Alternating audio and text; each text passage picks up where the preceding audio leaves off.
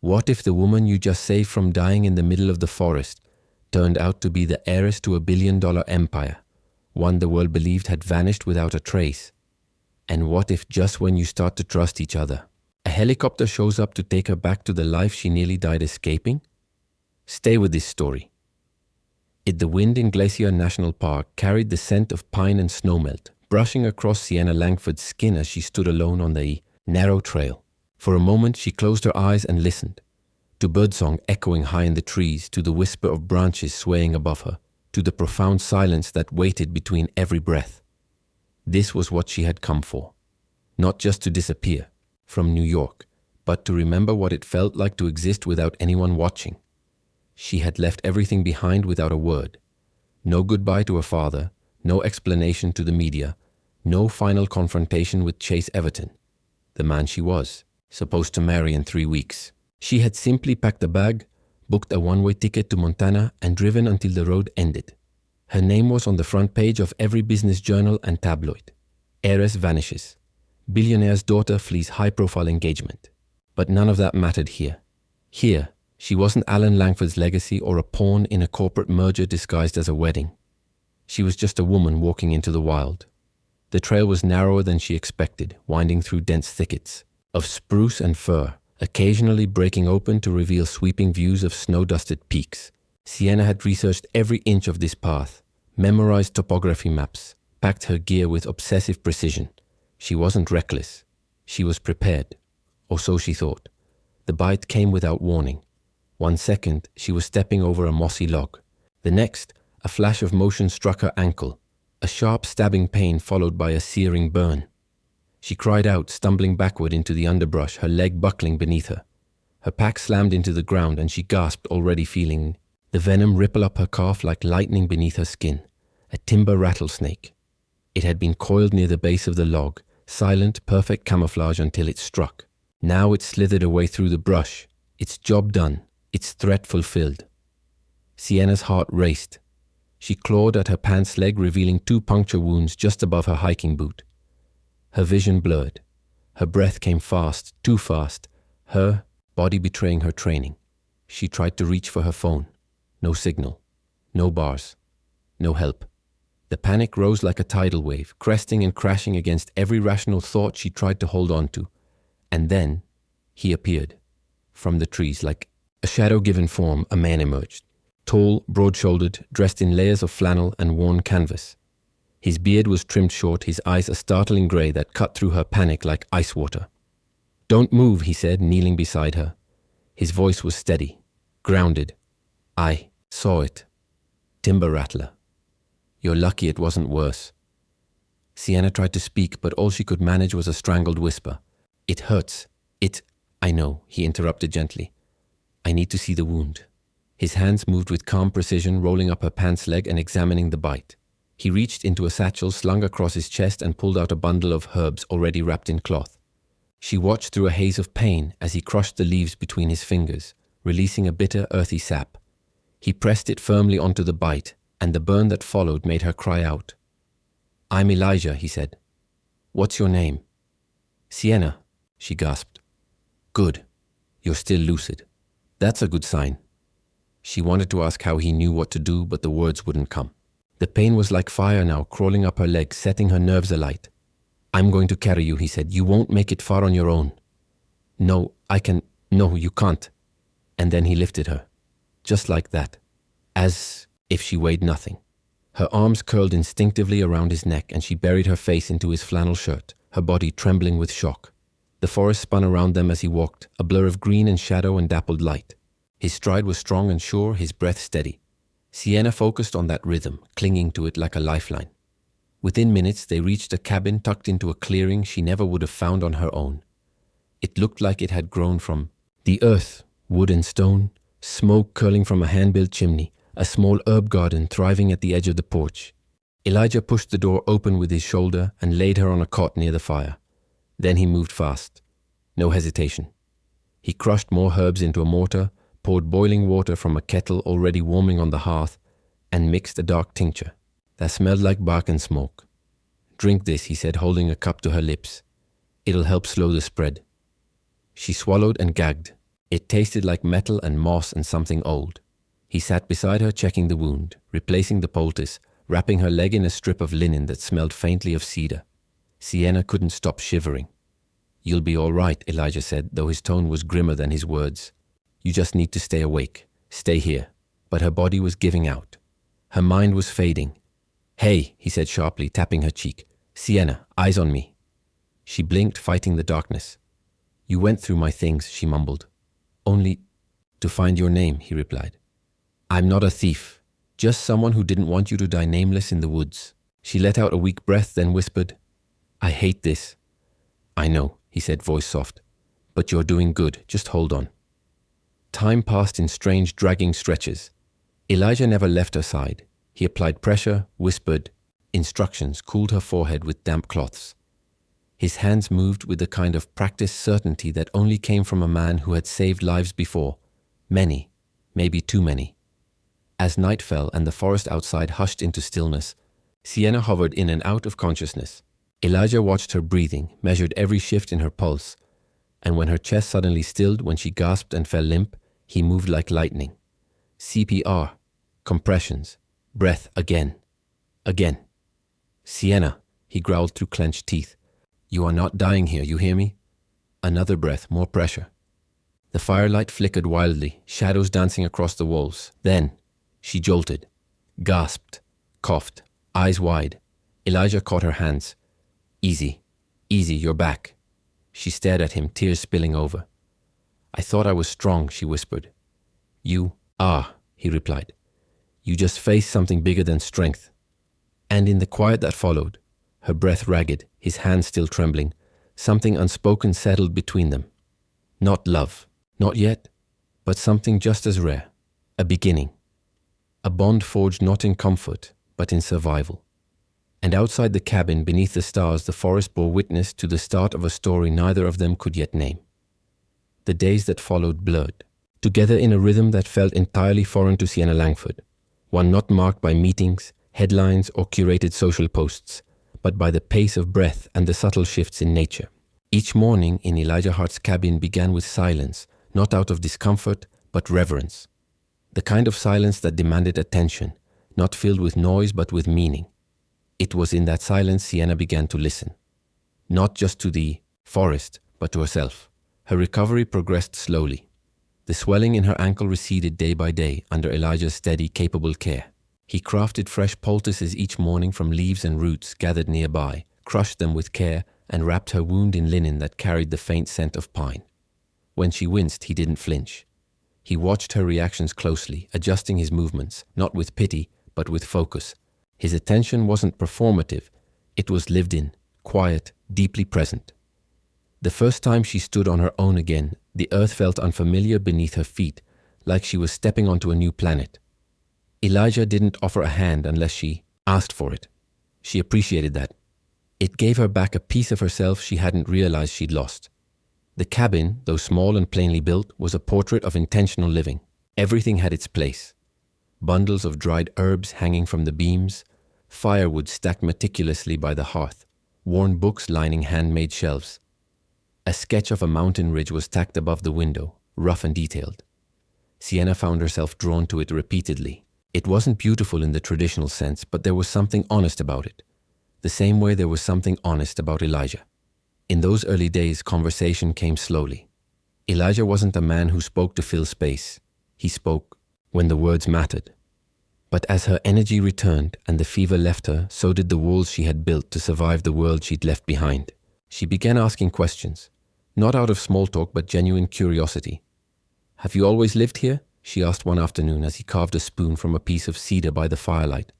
Elijah nodded, eyes focused on the blade. 6 years now." "Why?" she asked. He paused. For a moment she thought he might deflect, but then he said, "Because the world I left behind demanded too much and gave too little back." She looked at him, watching the way his jaw tightened at the memory. "What did you leave behind?" He met her eyes then, not guarded but firm. "I was a firefighter. California wildlands. We lost 7 men in a canyon blaze. I was the one who walked out." Sienna didn't speak. The fire popped softly in the hearth. She understood the weight behind his silence. She knew what it felt, like to be the one who walked away while others burned. You built this place yourself? She asked, softer now. He nodded. It's not much, but it holds together. It feels like it's alive, she said, like it's listening. Elijah gave a faint smile, just enough to show the lines at the corners of his eyes. The forest always listens. You just have to learn its language. That night, as she lay beneath the blankets, rough wool layered with animal hides, Sienna stared up at the cabin's beams, traced the notches carved into the wood.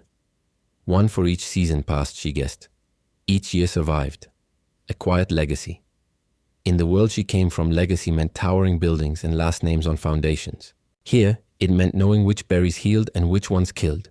It meant learning how to build a fire without a match, how to follow the wind, how to be still enough to hear your own heartbeat against the noise of the world. When her strength returned enough to walk short distances, Elijah guided her to a stream just beyond the ridge. The sun filtered through the trees in golden shards, dappling the moss and glinting off the water. There he showed her how to spot animal tracks in the soft earth, how to tell deer from fox, coyote from bear.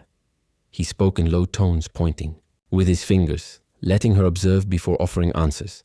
What about this one? She asked, crouching by a hoof-shaped impression near the edge of the creek. Whitetail, he said. Probably a doe. You can tell by the spacing. She was moving slow. Sienna knelt, brushing her hand over the ground. She was alone? Maybe. Or maybe the others passed through earlier. He glanced at her. Some things you can't know.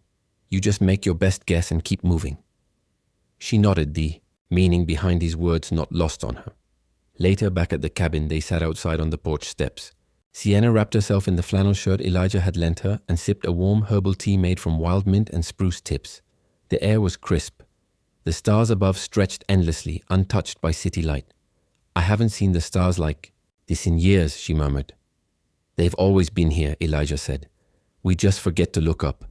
She leaned her head against the porch post. Do you ever miss it? The city? Everything you left behind. Elijah considered the question. I miss people who mattered, but not the noise, not the pretending. Sienna breathed deeply. I think I spent most of my life pretending, playing a part, saying yes when I wanted to scream no, smiling for cameras while my whole life was being scripted by other people. Elijah didn't offer comfort. He didn't offer pity. What he gave was better. Presence. You're not pretending anymore, he said. No, she whispered. I'm not. Over the following days, they fell into an unspoken rhythm. Mornings spent gathering kindling. Afternoons filled with small tasks, cleaning fish, steeping herbs, learning to recognize the language of wind through branches. Sienna rediscovered the simple satisfaction of making something with her hands, soup simmering slowly, a sketch etched into a page, laughter sparked by an unexpected comment from a man who rarely joked, but when he did, it landed perfectly. She started to draw again, not with the intention to post or impress, but just because it felt good. She filled pages with images from the forest, the curve of a branch, the layering of leaves, Elijah's hands slicing bark with a knife worn by time. Her drawings felt different now. Honest, unpolished, true. One morning, as she stirred a pot of tea on the fire, Elijah walked past her, brushing a stray pine needle from her hair without a word. The gesture was so simple, so intimate, that her chest ached. She wasn't sure what was happening between them. There were no declarations, no obvious romance. But there was something, an energy, a safety, a quiet acknowledgement that what they were building went deeper than flirtation. It was something forged in crisis, now blooming in the quiet after. Sienna didn't speak of her past, and Elijah never asked. But the space between them no longer felt like distance. It felt like permission. Permission to be. Permission to exist outside of expectation. And perhaps, just perhaps, the beginning of a life neither of them knew they'd been waiting for. The morning sky was washed in a soft grey, the kind that made every sound in the forest feel more sacred, more alive. Sienna Langford stood just beyond the cabin, her ankle still wrapped but steady, her hand resting lightly on the walking stick Elijah had carved for her. She had started venturing farther from the porch each day, rediscovering her body's strength, but more than that, its silence, its listening. Elijah was somewhere nearby, gathering moss or bark or whatever remedy he needed that day. She had grown used to the quiet rhythm of his comings and goings, to the gentle cadence of his voice when he did choose to speak. But that morning there was a restlessness in her chest. She had felt it coming on like a weather front, slow, steady, and impossible to ignore. The weight of what she had left behind was stirring again, no longer content to lie dormant beneath these trees. It haunted her steps, her breaths, her moments of stillness. Not because she regretted leaving, but because she hadn't told the truth. Not to Elijah and not fully to herself. She walked back to the cabin slowly, brushing her fingers against ferns and saplings, grounding herself in the living, things that had quietly witnessed her transformation. Inside, Elijah was bent over the table, sorting leaves with meticulous care, his eyes flicking up when she entered. "You're early," he said, not unkindly. Sienna leaned against the doorway, watching him. "I couldn't sleep." He nodded. He understood things without her needing to explain them. That, more than anything, was what unsettled her the most. The way he saw through her without trying to. "Elijah," she began, her voice low, trembling at the edges. "There's something I need to tell you." He set the leaves aside and turned to face her fully. His expression didn't change, but something in the room shifted, like the forest itself had stopped breathing, waiting. "I haven't been completely honest about who I am," she said, "or why I was out there in the first place." She took a step closer, her eyes never leaving his. "My name is Sienna Langford. My father is Alan Langford. He owns one of the largest hospitality empires in the world. Langford International. Hotels, resorts, private islands. That's my last name. That's what I walked away from." Elijah's jaw didn't tighten, but his gaze grew sharper, more focused. She wasn't sure what she had expected. Anger, disbelief, maybe even a quiet accusation. But he just waited, as steady as always. "I was supposed to get married," she continued, "to someone my father chose. A man named Chase Everton, wealthy, connected. The engagement wasn't about love. It was about mergers and family alliances. Our wedding was going to be the press event of the year." Her voice broke slightly. She had rehearsed this, but rehearsals didn't prepare her for the look in Elijah's eyes. Not judgment, not even disappointment. Just something unreadable. Something that made her feel more vulnerable than the snakebite ever had. "I didn't run because I was afraid of commitment. I ran because I couldn't breathe. Because everything I was supposed to be, daughter, fiancé, future CEO, it was crushing me. So I left. I turned off my phone. Took the first trail I could find that looked like no one else would dare follow. I didn't expect to survive, to be honest." She lowered her gaze. "And then you found me." Elijah was quiet for a long time. The fire crackled softly. A pot of water hissed from the hearth, and Sienna waited. When he finally spoke, his voice was calm.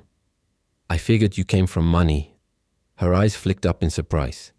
He gave a faint shrug.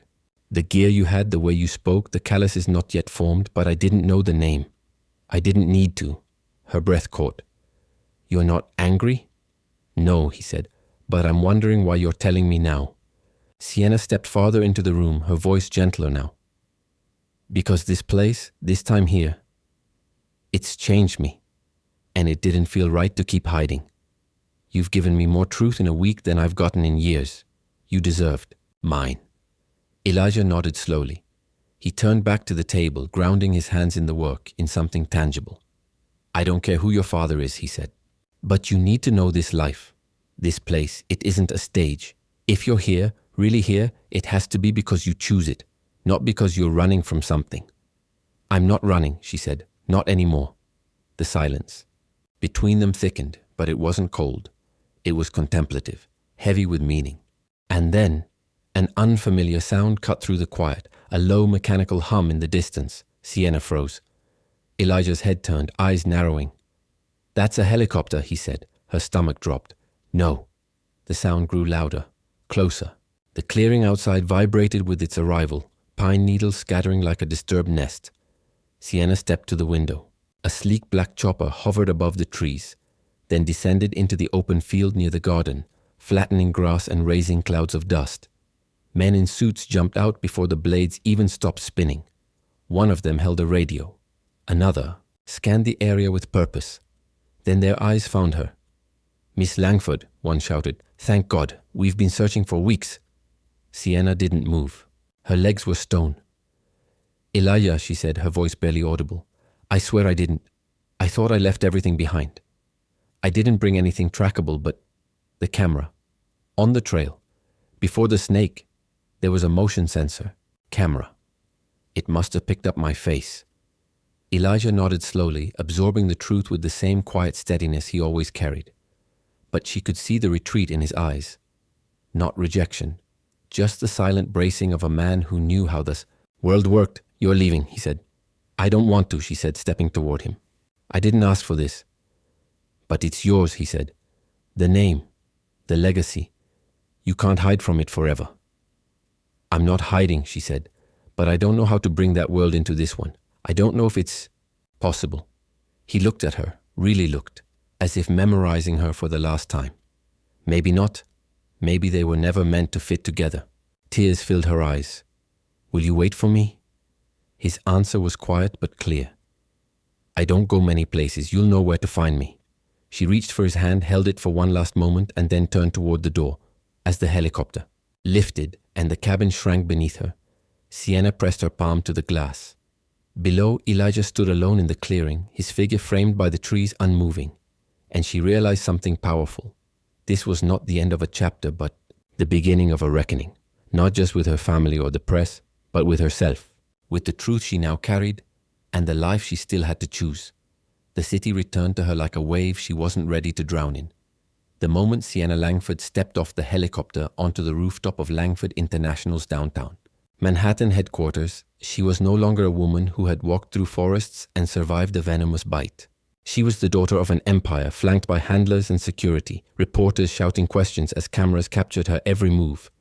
The concrete felt cold beneath her boots, the skyline unfamiliar in its sharpness.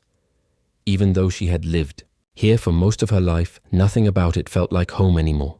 Inside, the top-floor suite had been converted into a medical sanctuary for her father, Alan Langford, who was recovering from a stroke that had partially paralyzed his right side.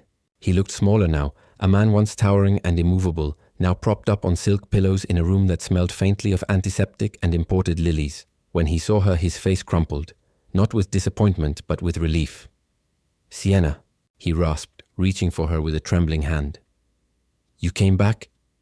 She stepped forward, sat beside him, and took his hand in both of hers.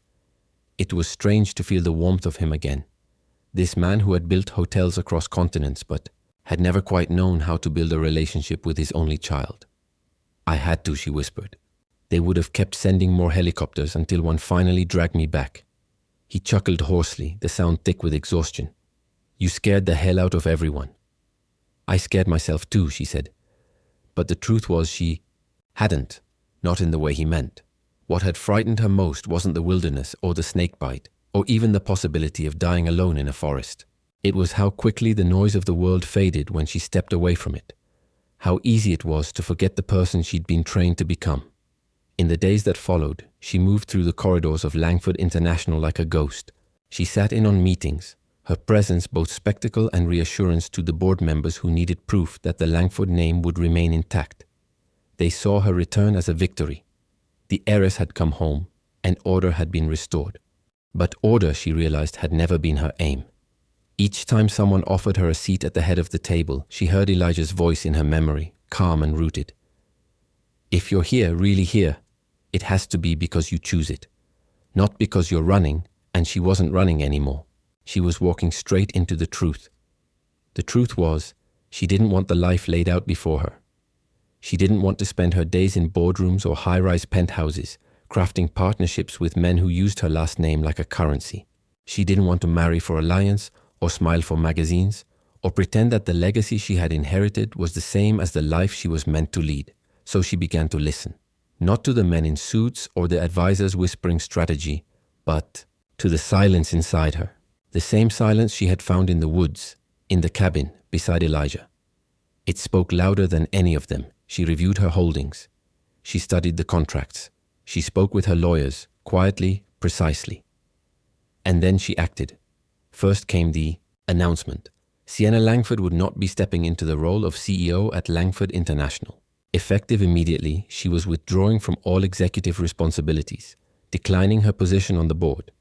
Her presence, she stated, was no longer required to validate the company's future.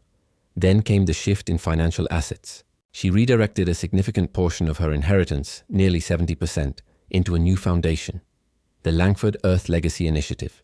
The initiative was designed to support wilderness conservation efforts, fund search and rescue teams in national parks, and provide environmental education to underserved youth in urban and rural areas.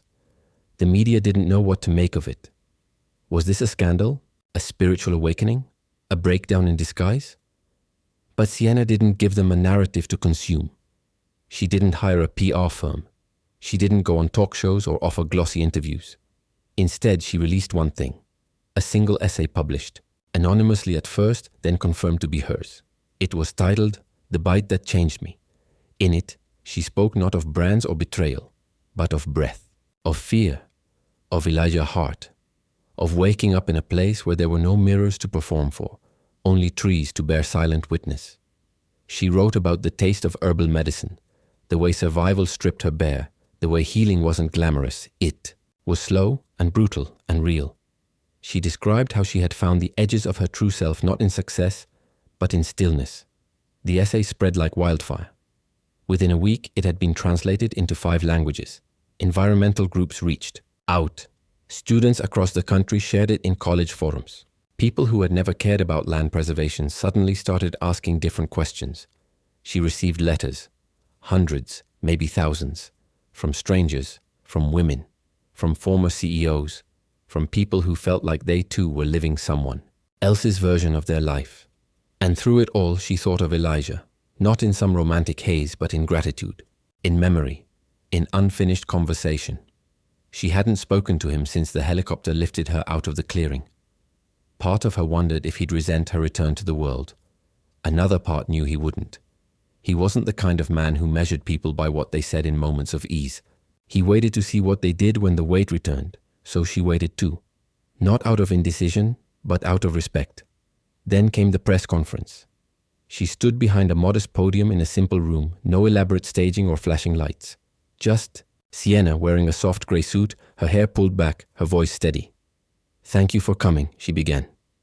"There's been a great deal of speculation about my return, my decisions and my future. I want to clear the air." She looked out at the sea of faces, cameras, notebooks, judgment.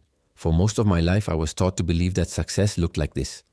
Tall buildings, power suits, applause.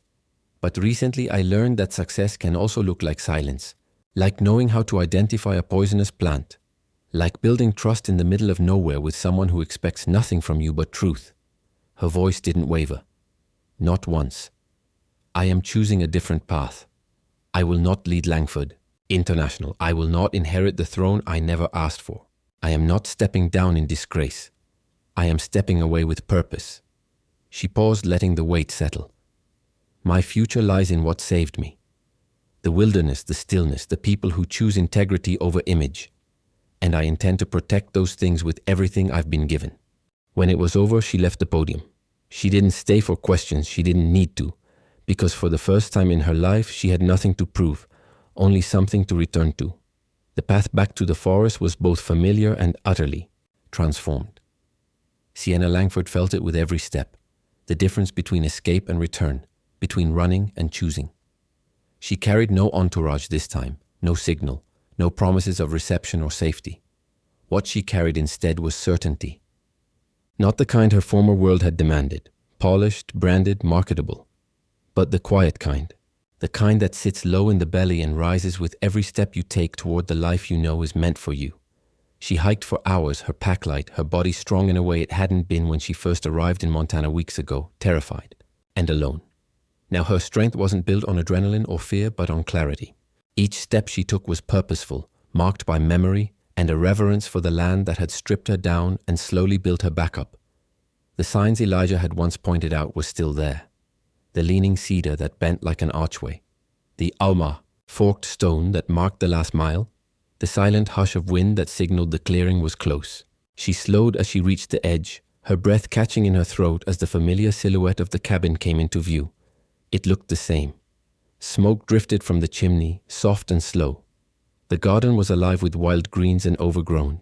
Herbs, evidence that someone still cared for the earth there, even in solitude. She stepped into the clearing, her boots crunching against gravel and pine needles, and paused at the threshold. Inside, Elijah Hart was packing. He didn't hear her at first. He was crouched near the hearth, folding his few belongings with deliberate care. His movements were slow, but not uncertain, more like someone finishing a chapter, trying to leave the space in order before turning the page. The canvas satchel lay half-filled beside him, its open mouth swallowing objects she knew so well now. His carving tools, a weathered book of medicinal plants, the wooden mortar he used to crush herbs. He turned when she knocked. For a breath, he didn't move, just stared at her. Not out of shock, but something deeper. Something like the ache of recognition mixed with disbelief. Then his hand slowly dropped the bundle of cloth he had been holding, and he stood. Sienna didn't wait for him to speak. She stepped forward, dropped her pack, and wrapped her arms around him. Her face found the space between his neck and shoulder, like it belonged there, and for a moment neither of them said a word. "I came back," she whispered. His arms closed around her. She felt the breath leave him as he held her long and steady. "I wasn't sure you would," he murmured. "I wasn't either," she admitted. "Not at first, but then everything else, the press, the boardrooms, the decisions people wanted. From me. It all just sounded like noise. And when the noise stopped, the only thing I could hear was your voice. This place. My own heartbeat." He pulled back slightly, his eyes searching hers. "I thought you were gone for good." "I almost was," she said. "But then I realized I never really belonged anywhere else." His jaw tensed, not with anger but restraint. "This isn't a fantasy, Sienna. This life, it's hard, it's quiet. It doesn't come with guarantees or applause." "I don't want applause," she said. "I've had applause. I want breath. I want earth. I want purpose. And I want it with you." He looked down, then up again. "I was packing because I thought I'd imagined it all. What we had. That maybe I'd just been a chapter in your story. The part you left behind when the world called you back." "You were never a chapter," she said, voice trembling. "You were the truth." Outside, the sky was shifting into the soft hues of late afternoon, gold threaded with lavender and the promise of dusk. Inside the cabin, the fire still glowed in the hearth, casting shadows across the floor like ghosts that had been waiting for this reunion. They sat together that evening, side by side on the porch, watching the trees sway gently in the breeze. No plans, no promises, just a shared breath of something they both understood but couldn't name. Over the next few weeks, the quiet between them deepened into something lasting. They worked together in rhythm, mornings spent tending the land, afternoons foraging or preparing herbal tinctures, evenings filled with conversation that wasn't rushed or performative. Sometimes they didn't speak at all, and it was enough. But the return wasn't just personal. Sienna had brought with her not just memory, but vision. She proposed an idea to Elijah, not grand or ambitious, but grounded. "What if this place wasn't just ours?" she asked one morning as they sorted through seeds for planting. "What if it could help others the way it helped me?" He looked up. "You mean a retreat?" She shook her head. "Not a retreat. A haven. A place for people to remember who they are when the noise is gone. For veterans, for survivors, for people burned out by a world that moves too fast, for kids who've never seen a night sky without light pollution." He considered her for a long moment, then nodded slowly. "It could work, but not if it becomes another Langford project." "It won't," she said. "This won't be a brand. It'll be a belonging." And so the Heartwood Collective was born. Not with press releases or ribbon cuttings, but with hands in the soil and hearts open to the possibility of healing. They rebuilt parts of the cabin, added sleeping bunks from local timber, designed an open-air gathering space beneath the trees. Word spread not through campaigns, but through stories. People who came and left different, who told others about the place where the noise finally stopped. Sienna taught classes on mindful restoration and wilderness sketching. Elijah taught survival skills, led forest meditations, and offered quiet space for those grieving what the world had taken from them. There were no checklists or clocks, only a return to breath, to rhythm, to the quiet unfolding of a life rooted in presence. Their love never needed labels. It existed in the way he passed her the first cup of tea each morning, in the way she laid a blanket across his shoulders when he sat too long in thought, in the way they held silence like prayer, not avoidance. One evening, they stood once more, at the overlook that had become their sacred place, gazing at the valley washed in the amber light of sunset. "Do you think we'll ever leave here?" she asked. Elijah slipped his hand into hers. "Maybe, But only if it's to bring more people back to places like this. She leaned into him, her voice barely audible. I think I was always meant to find you. He kissed her temple, then whispered, and I was waiting for you, even when I didn't know it. They watched the sky together as stars began to appear one by one, the same way hope had returned to them, quietly, steadily, without fanfare. In that moment, nothing more needed to be said. The path had brought them home, and this time they weren't just surviving. They were living, fully, finally, and together. Sienna Langford's story is one of radical transformation. A woman born into power and wealth, expected to uphold an empire, who instead chose the wilderness over a wedding and authenticity over ambition. Her journey from boardrooms to backwoods wasn't about abandoning responsibility, but redefining it. She faced death, found unexpected salvation in Elijah Hart, and through that rediscovered herself. In letting go of who the world expected her to be, she uncovered a life of purpose rooted in simplicity, healing, and human connection. Together, she and Elijah didn't just fall in love. They built something larger than both of them, a sanctuary for others seeking the same kind of truth. The deeper lesson here is this: sometimes we have to lose the version of ourselves shaped by expectations in order to become who we truly are. In a world that often rewards noise, Sienna teaches us the power of stillness. Her story reminds us that healing, clarity, and love are not always found in the spotlight, but in the quiet, in nature, and in choosing a life that aligns with our soul. How can you apply this today? Start by asking yourself not what you should do, but what truly brings you peace.